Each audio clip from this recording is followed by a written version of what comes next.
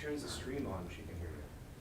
If she turns... If she uses the stream, she can hear you. So she needs to go to our parish website and go to our stream. Oh. She'll be able to hear you basically. Okay. Because this is only for the stream. So people in the stream online can hear you, but she can't because she doesn't have, she's not connected to, unless you mute your laptop basically. Right. Unmute it basically. But then you're gonna have that feedback. So what you can do is basically she could just go to our parish website and go to our YouTube page and then just go into our the CJI presentation and she'll be able to hear you. All right. So if I unmute myself, it's going to create a lot of feedback in here. Is there a way for us to... I'll mute your, yeah. I might be able to give you a headset. You'll just have to wear two. Okay. This is a joke. You got double headset. There you go. Hi, Noluthando. Can you go? You got a bit of an echo. Yeah. I'm not sure if you're hearing the same from Actually, me. if you turn the laptop this way, it'll be better. Okay. Yeah. Go to Saint Ignatius Parish, Winnipeg. To their website. And then when she goes, And then she just needs to go to our YouTube page, and which is on your website. which should be on our website. She just needs to click watch 11 a.m. Mass, and then just needs to go to our parish website. Did you redirect her? Not exactly yet.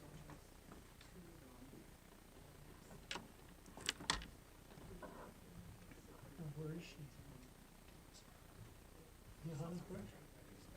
She's in South Africa. Okay, I'm on the website. Okay, and then just click on the 11 a.m. live stream. Click on the 11 a.m. live stream on the YouTube channel. And then that way you'll be able to see our channel. Just click on our channel and you'll see the most recent live stream, which should be the CGI presentation. So click on their live stream, the latest presentation, and you'll see your presentation. Let's just move it.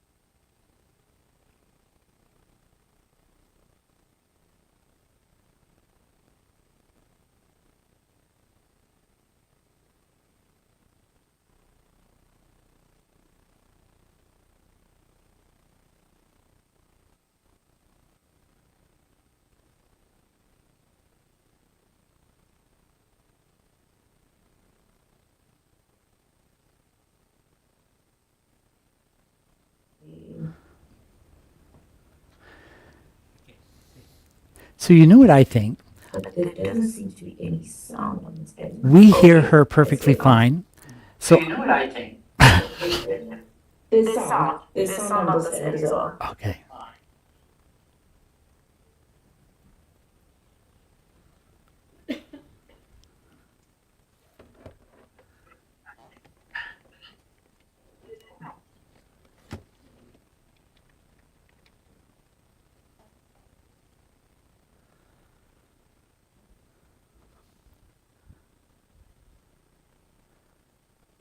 So do you hear me now, Noluthando?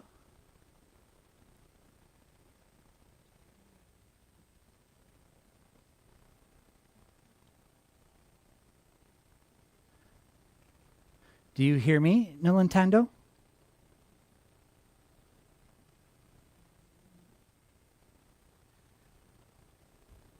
Yeah, I hear you on the stream. Okay. All right. So I think we're ready to go then. And it seems like there's a delay. All right.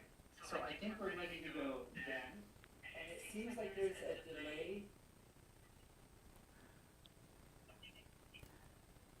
So will she need to mute herself so that I don't hear myself twice?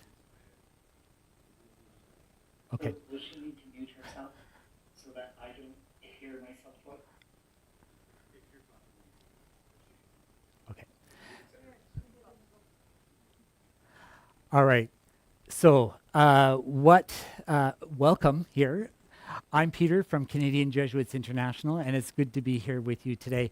Noluthando, Honono, is our guest speaker for a campaign called Education, Her Right, Our Future. And so it's looking at the importance of education. And this is really important in terms of the Sustainable Development Goals that the international community has set for 2030 to reach. We're at the halfway point to that. It was agreed upon in 2015. We're at the halfway point to 2030, and we're not going to get there. We're not going to get there because COVID-19 put a big wrench in everything. And so we were trying to work on gender equity to reach 2030. But since COVID-19, things have gone backwards. And so girls' enrollment in school post-COVID-19 has dropped significantly. So Noluthando is going to be speaking about some of the barriers that girls in the Global South face, about some of the policy issues in terms of addressing that, and why this matters to us. COVID-19 has demonstrated that we live in an interconnected world. And so what happens in one part of the world is going to impact what happens in another part of the world. And evidence shows that when girls are educated, it lifts everyone up. And so it's really key to ensure that girls are receiving quality education. It's a rights-based approach. So education, her right, our future. So that's how we've framed it. And I'm going to turn things over to Noluthando for her presentation. And then we'll kind of manage the Q&A time together with her. Noluthando was supposed to be here in person. She was to have arrived in Toronto this past week, Wednesday. But when she arrived at the airport, she got news that her brother had been shot. And so the good news is that he survived the operation. He's on the road to recovery, and Noluthando is going to be joining us this coming Wednesday for the remainder of the speaking tour that we have, going to Ottawa, going to Toronto, and going to Guelph, to the other Jesuit parish that we have in Guelph. So I want to welcome Noluthando. She's been going through a lot. And she graciously agreed to come via Zoom to give her presentation to you folks today. So without any further ado, I want to welcome Noluthando.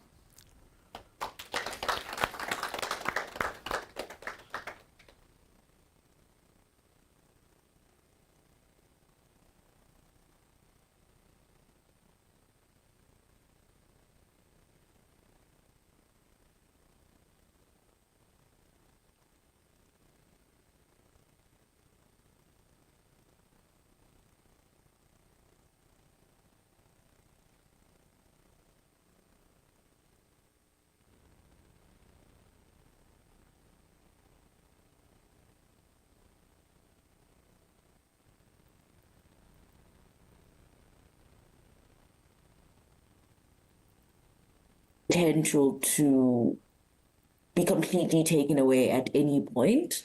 And was something that I was fortunate enough to access because of the kind of family and matriarchs that existed within my own family structure, which led to me being able to access education.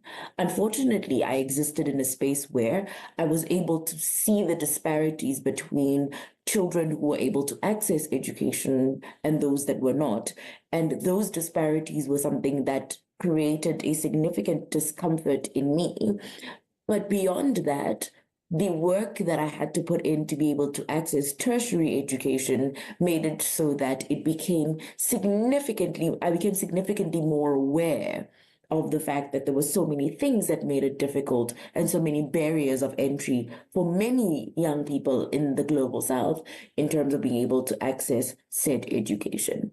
And some of the things that cause for us to not be able to access education, especially the girl children in particular, have had cultural significance, a cultural significance that has to some degree determined the extent to which we're able to live out the full potential of young girls within a lot of African countries in particular.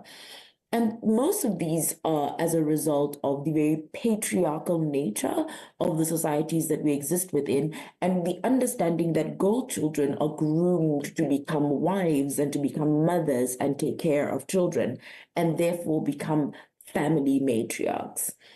This history of culture that placed a significance on marrying off younger girls in order for them to be able to have children earlier and therefore grow the lineage of the families that they marry into has meant that a significant portion of children, of girl children in particular, aren't able to access education, especially in parts that are significantly more rural or parts that that exercise a significantly more conservative way of doing things in terms of their cultures within those spaces. What this has meant then is that the younger a girl is when they get married off, the higher the bride price for that girl. And this is largely due to a number of things. The first is the understanding that when they marry young, they're likely to have more children, which means that whoever marries said girl would have a greater chance of growing their lineage and keeping their name alive. And secondly, it would mean that they were considered pure because in that case they would be untouched and complete virgins. And this is something that is considered to be important in a lot of cultures. What this has meant then is that brides, young child brides, are a constant occurrence, something that we constantly have to be dealing with on an activism front, as well as trying to get governments to actively involve themselves in the protection of children, girl children in particular, from becoming child brides. This is something that South Africa has been significantly more successful in engaging with because of the way that the South African Constitution is worded, as well as the fact that South Africa has placed itself at the forefront of actively engaging cultural spaces in such a way that we're able to create a reasonable relationship between culture and the law, such that the law is able to effectively adjudicate issues of culture in particular instances where that is necessary. On a second level, because girl children aren't able, for the most part, to inherit things from their parents in most African countries, and this is because it is given to the oldest male child, which is a concept referred to in law as male primogeniture. A lot of the time, there is no need to actively participate in investing in the education of girls because they cannot effectively grow their own families because they are to be married off. But secondly to that, it also then means that they aren't able to create any kind of generational wealth that they can then utilize to be able to access other opportunities as well. Teenage pregnancy is something that's also been significantly more problematic in a lot of the global south. And this is largely because of a lack of education in terms of what options exist for young people as it relates to things like sex education, things like the kind of rights that they have to their bodily autonomy, because a lot of young women who are getting pregnant at a very young age as minors are actually having to deal with having those pregnancies because they don't understand or don't know of things like contraceptive options. They don't have information about the fact that they're able to say no to the advances of the people who end up getting them pregnant to begin with, because they don't know the law around statutory rape and all other kinds of sexual assault that exist, specifically because the law is not written in a way that it's palatable for people who aren't educated, but makes it significantly more difficult for those people who are taken advantage of to be able to use the law to their advantage as well. As a result of COVID-19, there's also been quite a bit of a growth in making children, girl children, especially the firstborn children, to become family caretakers. And what that has meant is that should there be a passing in a family of a mother or a parental figure, the oldest girl child ends up being the parental figure of that home. And this we saw during the scourge of the HIV and AIDS pandemic, and has also taken quite a bit of a toll on girl children currently in the COVID-19 recovery process, because we haven't quite recovered from the COVID-19 pandemic and the amount of damage that was done during the time where COVID-19 was quite rampant and did quite a bit of it took quite a few lives in that process. What this has meant then is that a lot of young girls did not return to school post the lockdowns that took place during COVID-19. In South Africa, it started off as a 21-day lockdown that was announced at level 5, which meant that we weren't able to leave our homes for a 21-day period. That turned into a year and a half of different levels where we would slowly ease the restrictions that would allow people out.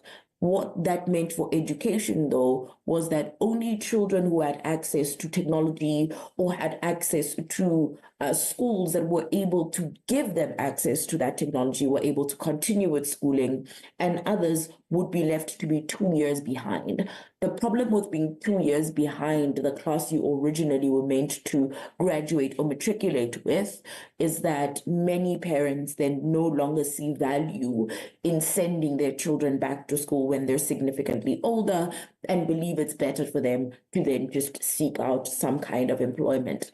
That employment is usually menial labor, hard labor, and it usually is not very sustainable and lands up in a situation where many young girls end up either being married or finding alternative ways of being able to make money to live for themselves, which aren't always the best ones in terms of safety, which aren't always the best ones also in terms of the kind of options you would want to give to a girl child.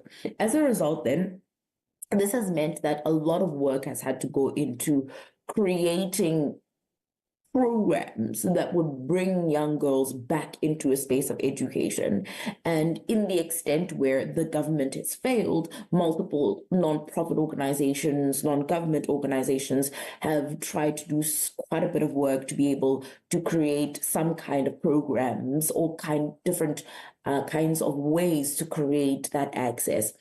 This has been quite difficult, and this is specifically difficult in those spaces where infrastructural development has been significantly slow, and this is in our villages. This is in township spaces where not only is crime quite rampant, but we also just don't have the ability to make those resources available, specifically because the infrastructure doesn't already exist to work from, and people are working from whatever it is that they have. This could include easily having children being taught under a tree. It could also include things like just not being able to get them to a classroom because the value of having them in that classroom is something that their own parents don't find to be something that is valuable.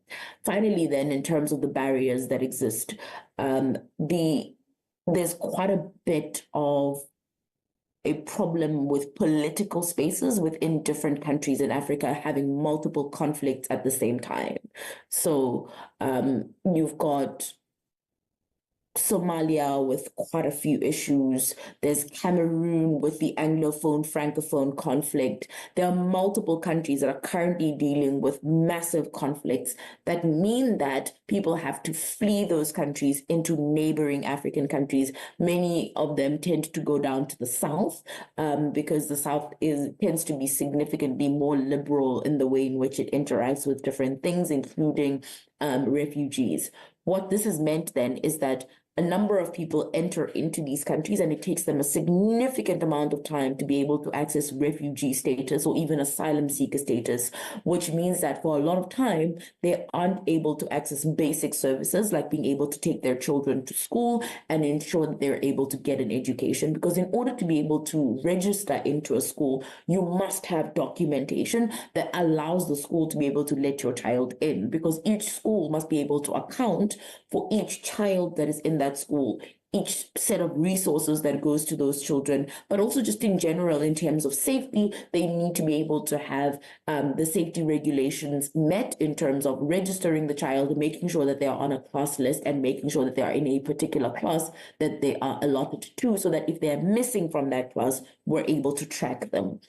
In the instance where they don't have documentation, no one is able to do so, which means the education system is unable to place them into a school, which means a significant portion of children who have who are seeking out refugee and asylum seeker status along with their parents are not able to access education. And this obviously becomes significantly worse post-COVID because Home Affairs, all of the different parts of government that work with ensuring those kinds of registrations take place are significantly slower because they're backlogged from not having worked for quite a period of time during COVID-19.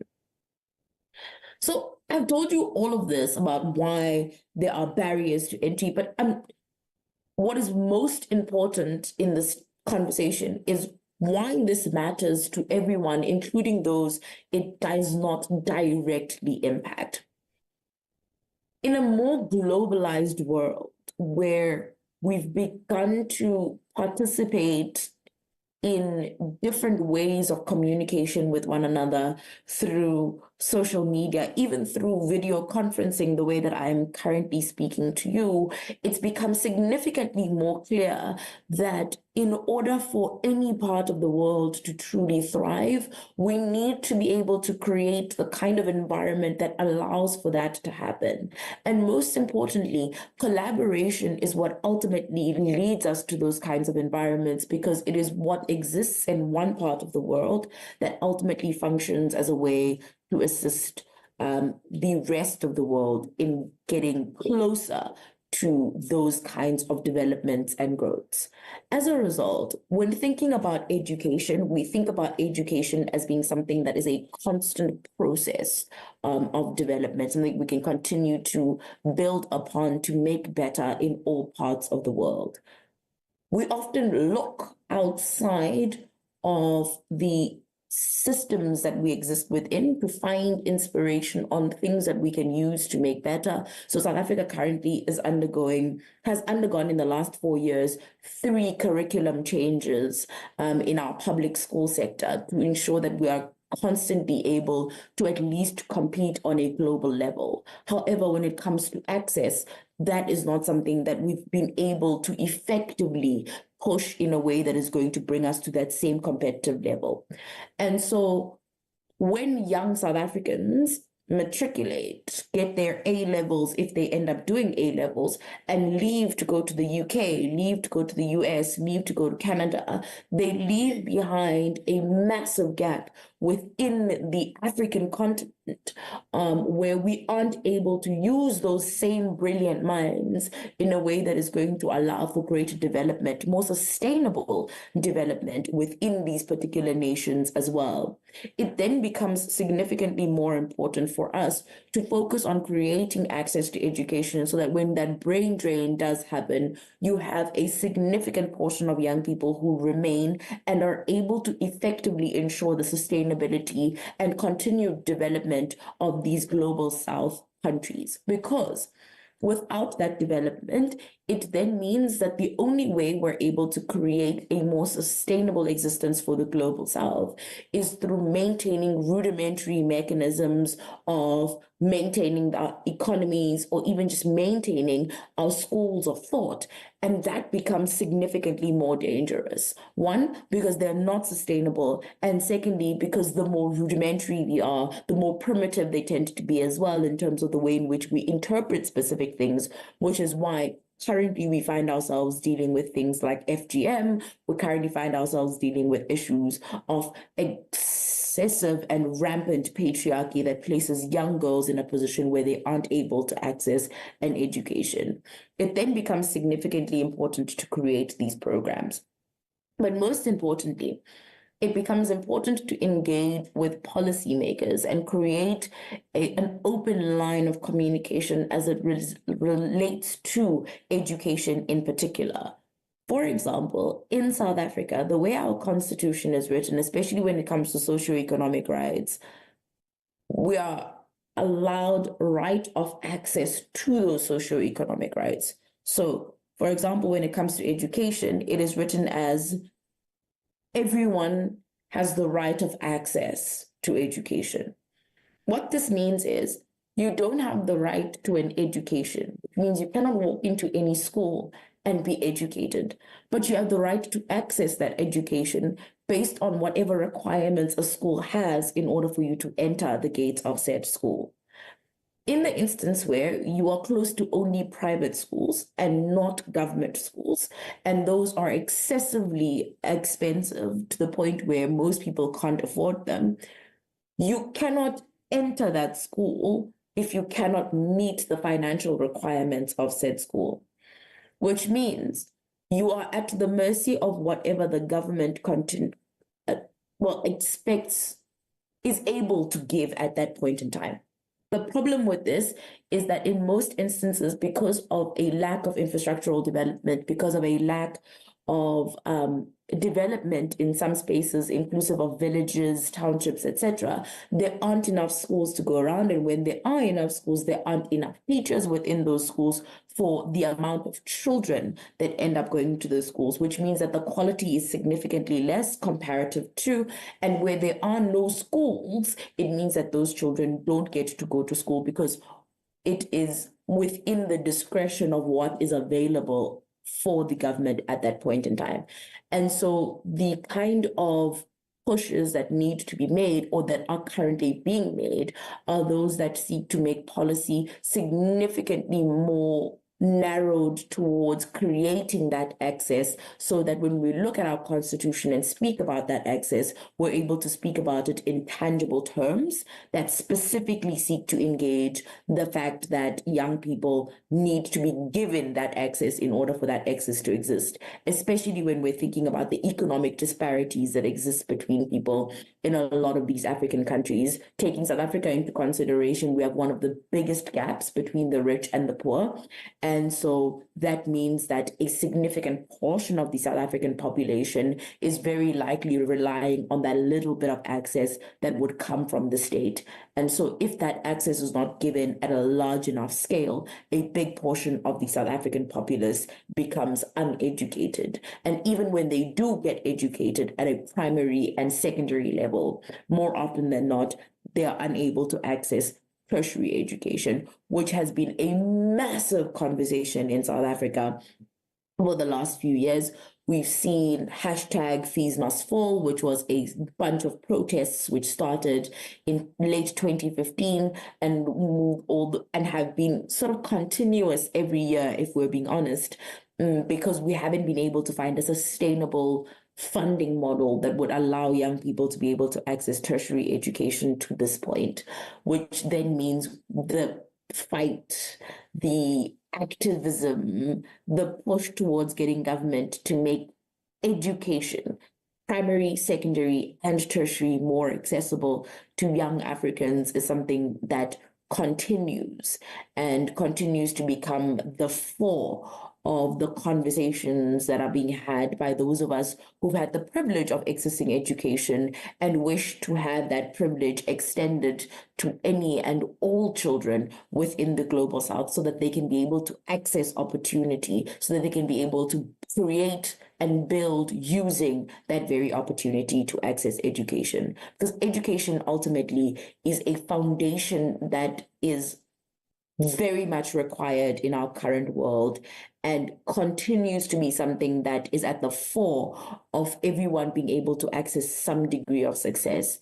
And so as a result, without education, it becomes significantly more difficult for young people to be able to create any kind of agency for themselves. And this is why it's so incredibly important for all of us to be involved in some way or another in creating the kind of advocacy that pushes for education and also creates a world where people can get the kind of access that is needed for that education to play out. And all of these barriers to entry are something that, should the rest of the world and all African nations really just come together to figure it out, we would most likely be able to create more sustainable mechanisms of creating access to education. That is that from me. And Peter, I'm guessing this is the good time to start opening for questions.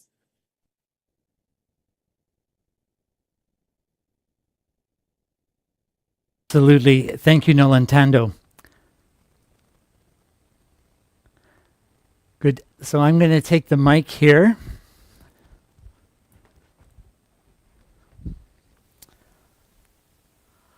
All right. Do we have any questions from the floor for Noluthando?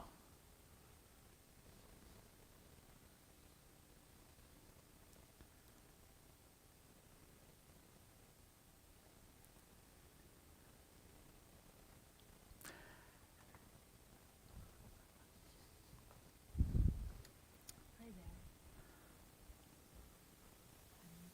I'm assuming you can hear me. Thank you so much for sharing your experience and your lived experience and your knowledge of your community and what the needs are. I have a question specifically about post-COVID recovery. What do you think is the most significant need for our young girls at this time in terms of their education, their growth, their development?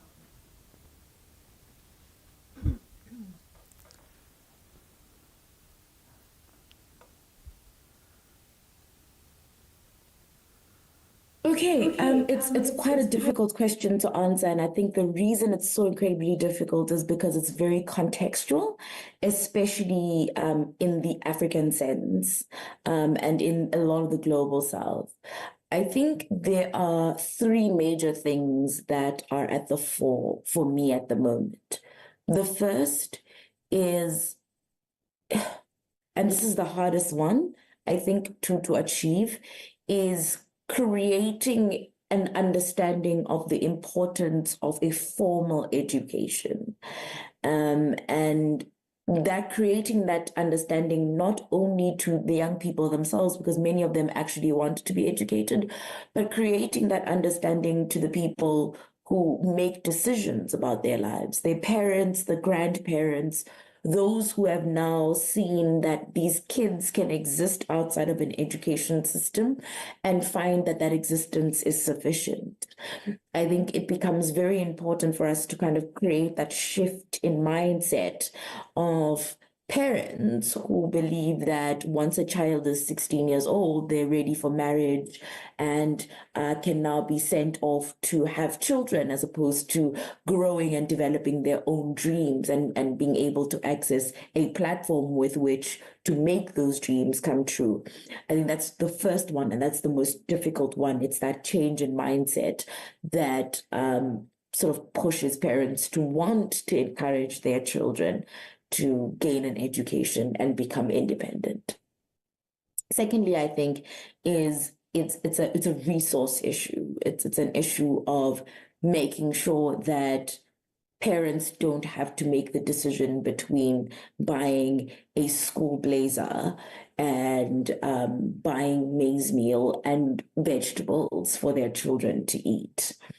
The difficulty with being able to make the decision between buying something that is important for a child to go to school versus feeding your entire family is one that a lot of parents have to deal with, and quite regularly so, which is even greater when we're talking about girl children in particular, because there's also that stage where where nature takes its course and development means that you're now going into a menstrual cycle. And so a lot of girls end up not going to school during that time because having to select class and to select between feeding your other children and buying sanitary pads for another one so that they may be able to go to school is something that's not relatively easy for them to do. And then thirdly, it's training more teachers and making sure that those teachers are assigned to schools so that you don't have a situation where you have 60 children in a classroom and one teacher. Not only are they tired, really, not only are these teachers absolutely exhausted, it's very, very difficult for them to be able to give the kind of attention that is needed for those children to be able to make the best of the education that they have.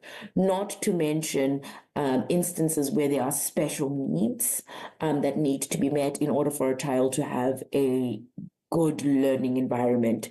Those two are things that we need to think about. So it is quite a layered question. There are quite a number of complexes that come into play with regards to that question. I hope I've answered it to some degree, though.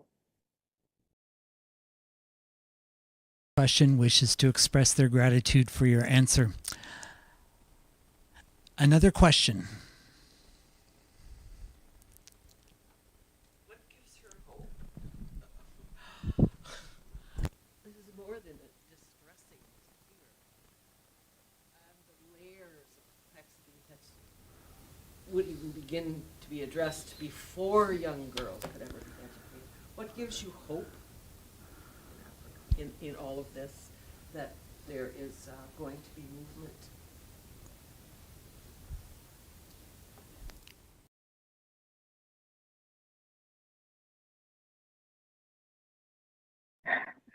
Okay, so what gives me hope, I think, is seeing progress.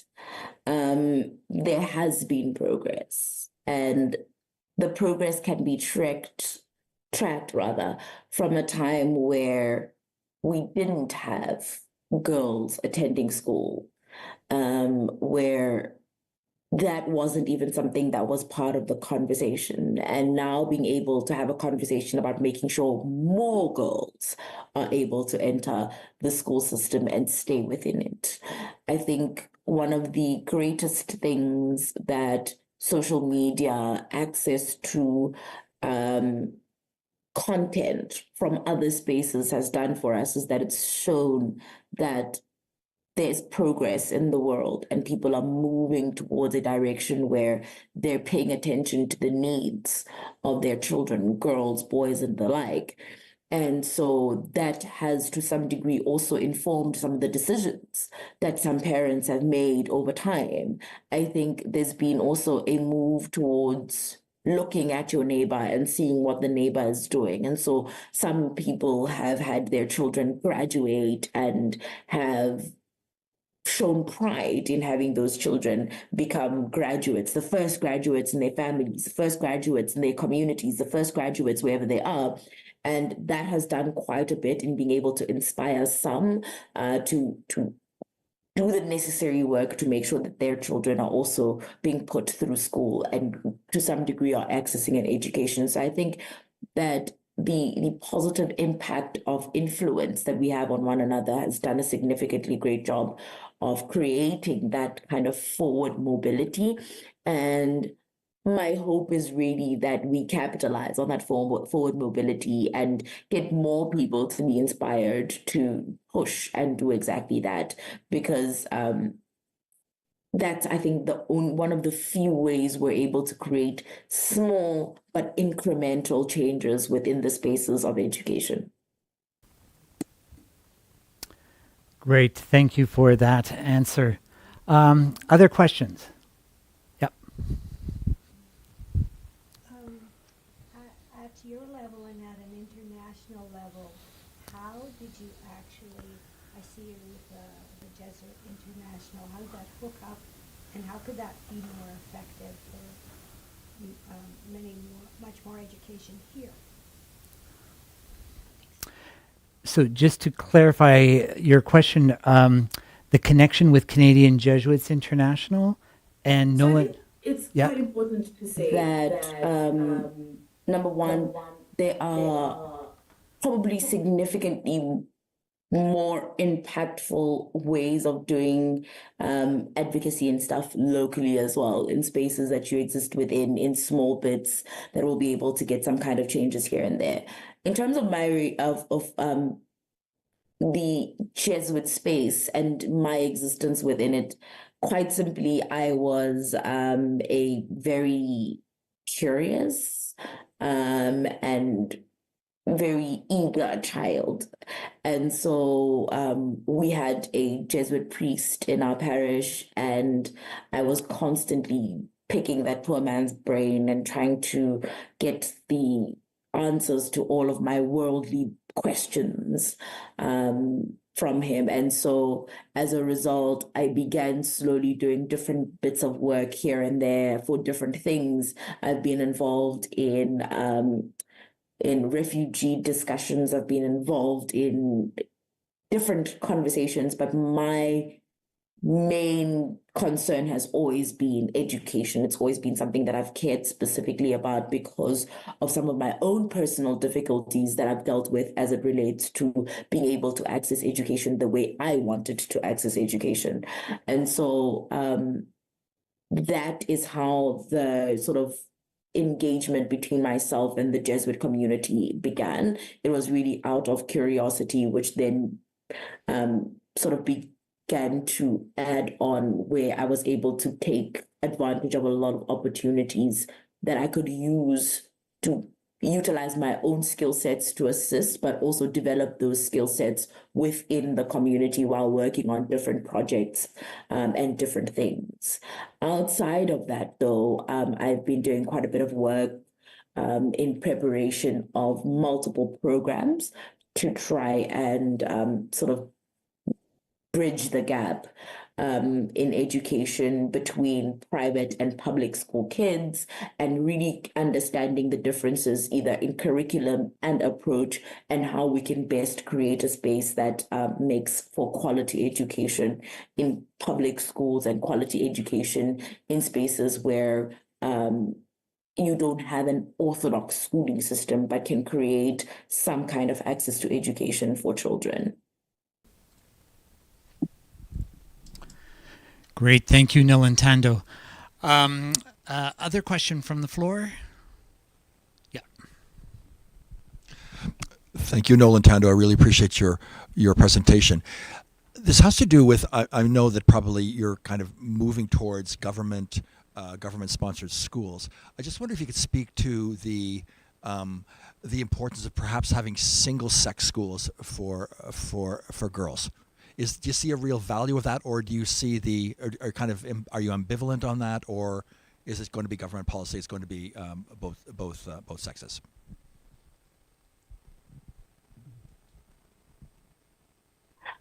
Okay, so I'm currently working in a all-boys school, strangely enough, and I find that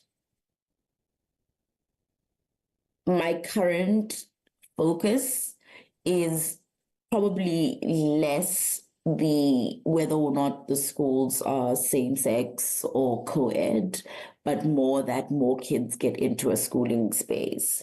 I do, however, think that there are major advantages to single-sex schools from what I've been able to witness in the school that I'm currently working in.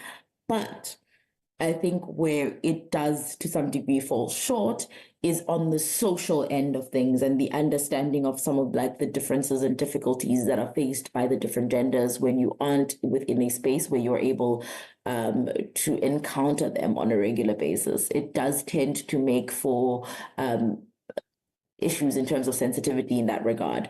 But for me, I think I'm not particularly attached to whether or not schooling is co-ed or single sex, because I think the biggest issue at the moment is creating access and then creating success within that access.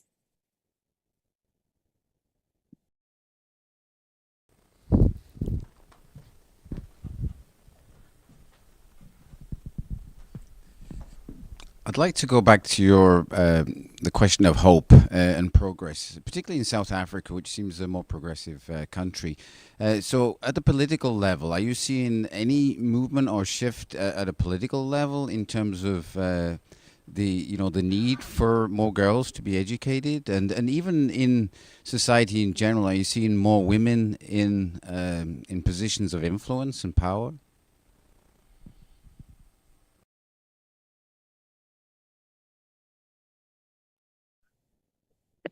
For South Africa in particular, yes. I think South Africa has done a relatively good job of really bringing to the fore the politics of gender and really understanding, or trying at the very least to seem like we're understanding the value of educating the girl child and bringing them to a space of influence. I think on a political level, there's been quite a bit of discussion at the moment about the way that our parliament is comprised of more men than women, and how we can be able to shift that dynamic. There's been an age conversation as it relates to things like parliament. There's also been quite a bit of conversation around leadership and women in leadership. Just recently, actually not that recent, I think it was about four years ago, the ANC, which is our leading political party at the moment, had their presidential campaigns taking place, and Nkosazana Dlamini Zuma, who is a woman, was running and contesting the presidential seat, which would have then made her president of the nation. She lost that vote by a very, very small margin. And that's how we ended up with our current president, Cyril Ramaphosa, as being the president of the country. So there's been quite a bit of movement in terms of creating space for women, and also just like understanding the value of the women within leadership on a political level as well. The Democratic Alliance, which is currently the leading opposition for some time, was led by a woman, Helen Ziller. And there were quite a number of women who were integral to that time where she was available, where she was the leader of the Democratic Alliance. And since then, there have been multiple women involved in that. I do think, however, that there is space to do a bit more. I think there's space to place women in because I think what we've done now is we've gotten comfortable with a woman being the deputy secretary of something. We're comfortable with a woman being the deputy to a man in a particular role. We're comfortable with women having the secondary leadership roles as opposed to the main ones. I think there's a lot of shift, however, in business. And that's where I'm seeing the biggest shift is in business, where a lot more women are taking on frontline roles in terms of leadership in that space. So there's definitely been quite a bit of movement on the South African end.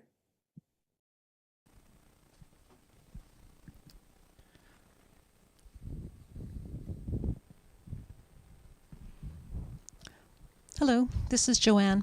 I'm just wondering, we have a system here of adult learning and literacy centers for those folks who perhaps didn't have access to learning as younger people. I'm just wondering if those same systems might exist there.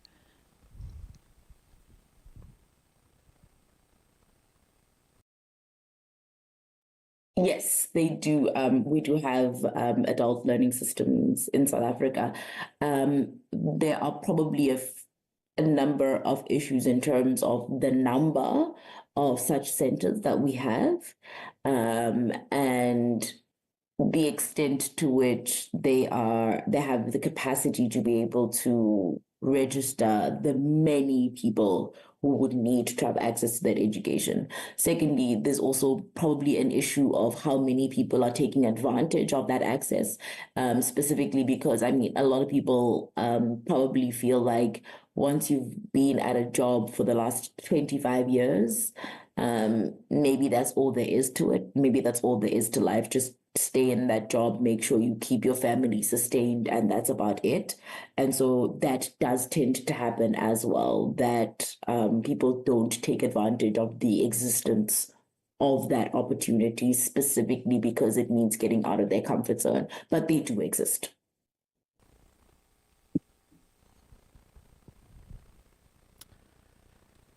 Noluthando, this is a question from me, Peter.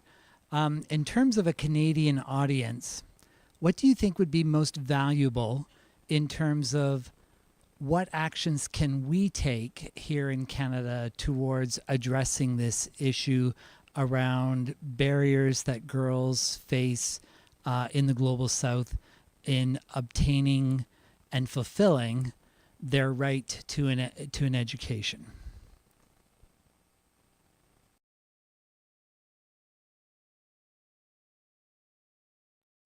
Oof, it's a loaded question, and I'm going to try my very best to respond to it. A couple of things from me, right? The first is that I think that there has to be an acknowledgement that there's more to the Global South than, say, South Africa. There's a tendency to pay attention to the strides that are made in South Africa and attribute them to the rest of the Global South, which means that we become significantly more oblivious to the problems that exist elsewhere. But beyond that, there's also this tendency to like gloss over some of the issues that South Africa has because Cape Town and Johannesburg look so great and have everyone thinking that we are Joburg and Cape Town, which is not actually true if you look at some of the issues that exist in South Africa in relation to education. So the first thing I think is becoming more intentional in accessing knowledge around the problems that exist as it relates to access to education. Research needs to be done, and it needs to be done thoroughly so that all conclusions made are made from a position of knowledge.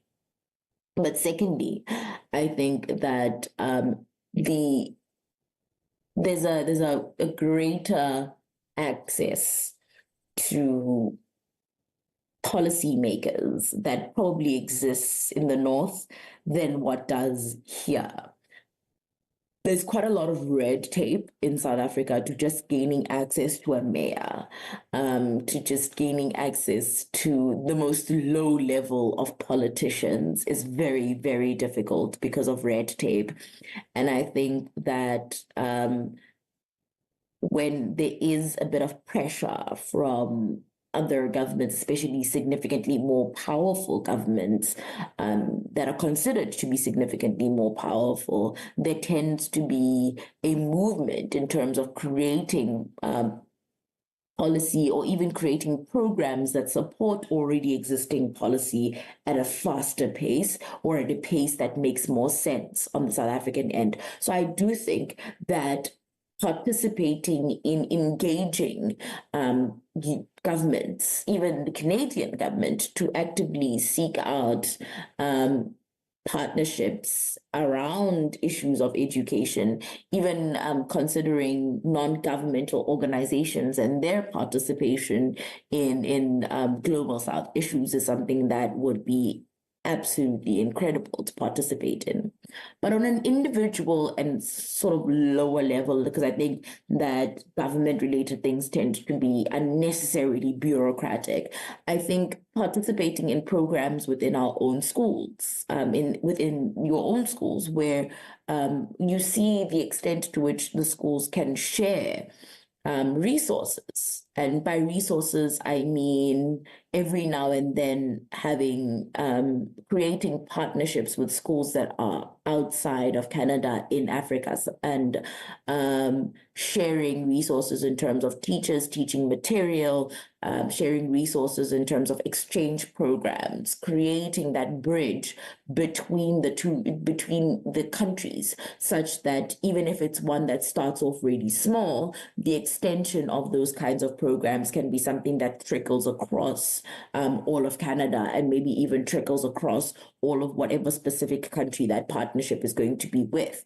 Because I think those small acts where we actively engage in those sharing of resources, sharing of knowledge, sharing of even expertise is something that ultimately leads to us being able to create even better partnerships.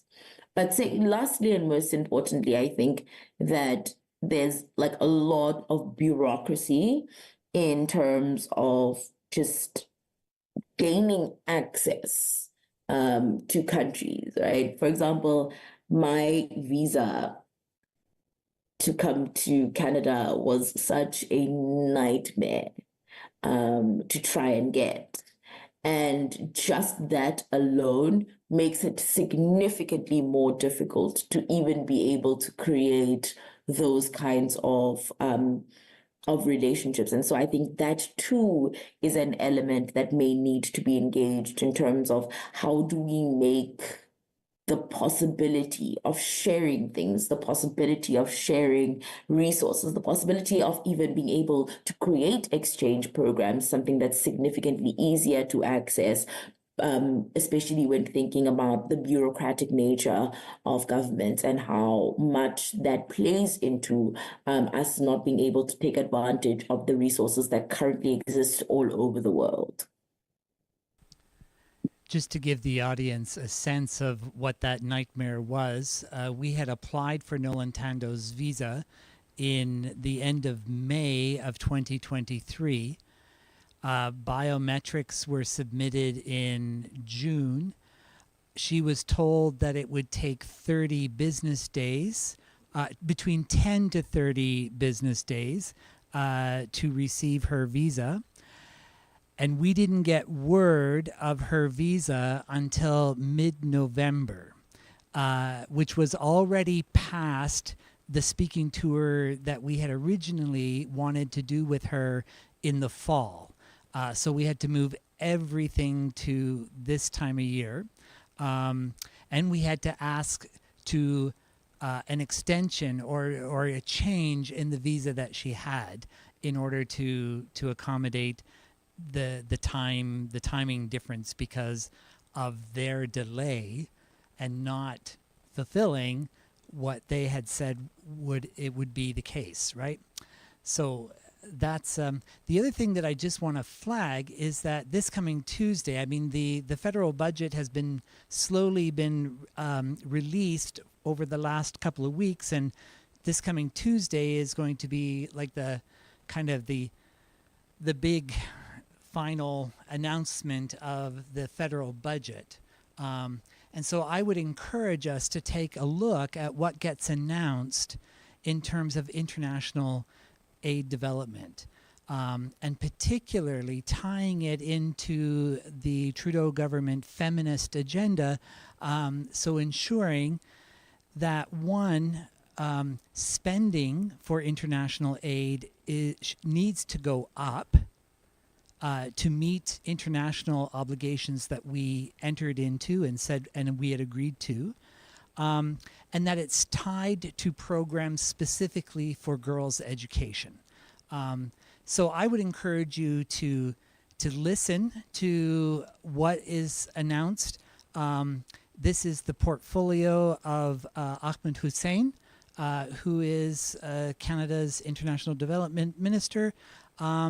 and it connects also partly with the ministry of that Marcy Ian for youth and gender as well. So it's part of her ministry department too.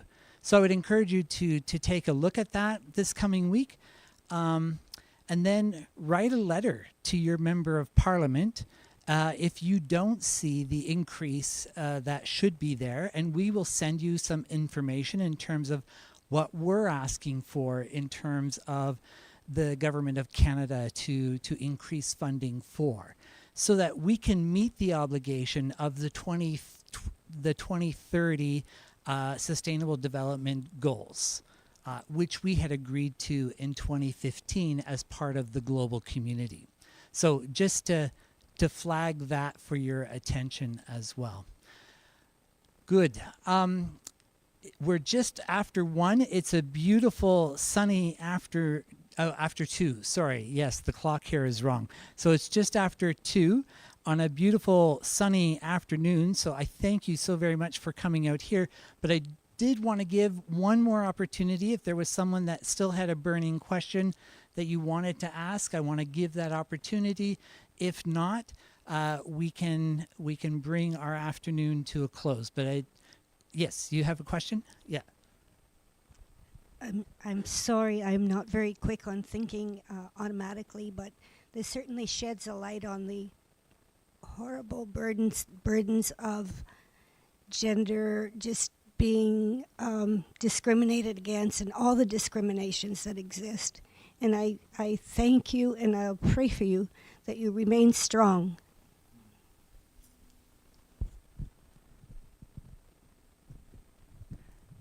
Thank you. Absolutely. Did you hear that, Noluthando? Thank you. Thank you so much. Thank you very, very much. I think we take for granted just how much everyone deals with on a regular basis until someone says, oh, but that's a lot. And then it kind of pops back into your head that there's a lot going on. So thank you very much. That is much appreciated, and it will definitely assist in continuing the cause. Great. Thank you very much, Noluthando. I look forward to seeing you on Wednesday. And just a reminder that Jenny, our executive director, will be picking you up from the airport, and I will see you Wednesday later afternoon. I will pop by where you're staying and connect with you there. Look forward to seeing you. So you're welcome to leave the Zoom meeting, Noluthando.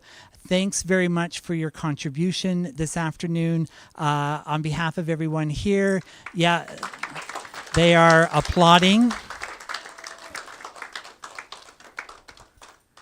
So thank you very much, and we will see you later, Noluthando. Bye-bye. Bye. Thank you very much. Thanks, everyone.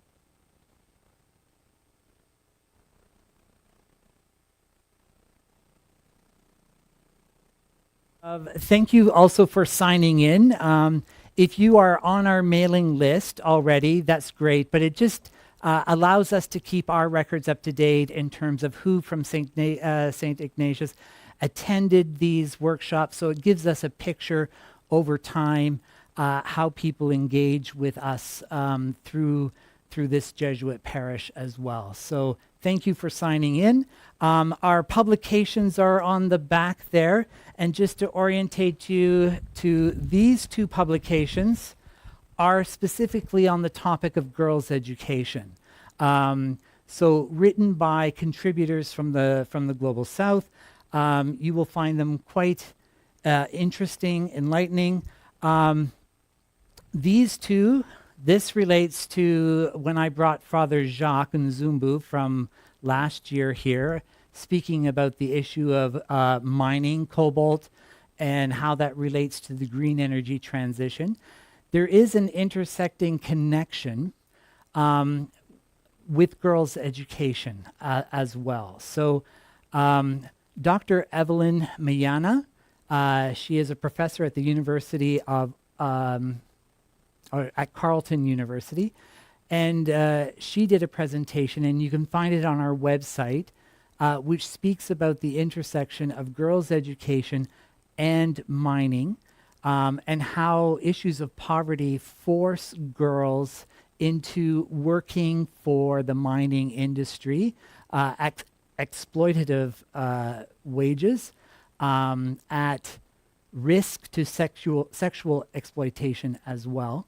And so you can take a listen to her presentation on our website as well. It's called Cobalt Blues, and it's together with Father Toussaint, who is the head of the Pedro Arupe Center in Lubumbashi in eastern Congo. So he also was part of that presentation, and that will give you a little bit more context as well. There's also some information about an advocacy symposium that we are hosting with young people. So there's a group of students from St. Paul's High School that are coming out to Ottawa for this event, from Loyola, from Montreal, from Campion College in Regina, a whole segment coming from Catholic schools from Ottawa, and then from Hamilton as well. And we're all gathering in Ottawa next week, with Noluthando being the keynote speaker, and trying to set up meetings with members of parliament around how Canada can act positively in terms of increasing the budgetary amount for international development. Because if we want a world that is prosperous and secure in the future, girls' education is one of the pillars of one of the foundational pillars for that global vision. If girls are not being educated, it is going to be significantly harder to obtain that goal, if not impossible. There's also evidence that shows that girls' education is intricately connected to addressing the climate issue.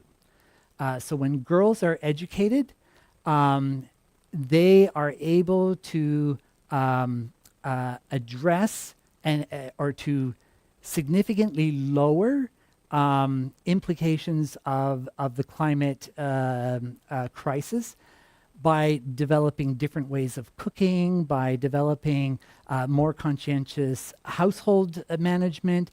And so there is a study done from McGill University which lays this all out. If you just do a Google search of girls' education and the climate crisis, you will come up upon these resources as well. So I just want to flag that it's even that much more critical that we address this issue in terms of how it influences and impacts us in the global north as well. So thank you very much for your time today. I'm really grateful, and don't hesitate to take these with you. If there's a question that you might have of me before you go, yes? The presentation today by Noluthando, Yeah. Is that going to be on your website? So it will be live streamed here on St. Ignatius website. If you go to their website, you'll find it. Yeah, but we will have Noluthando's presentation. We are doing a hybrid event in Toronto, and so when that's recorded, that will be on our website. Okay? Good. Thank you very much, everybody. Yeah, all right.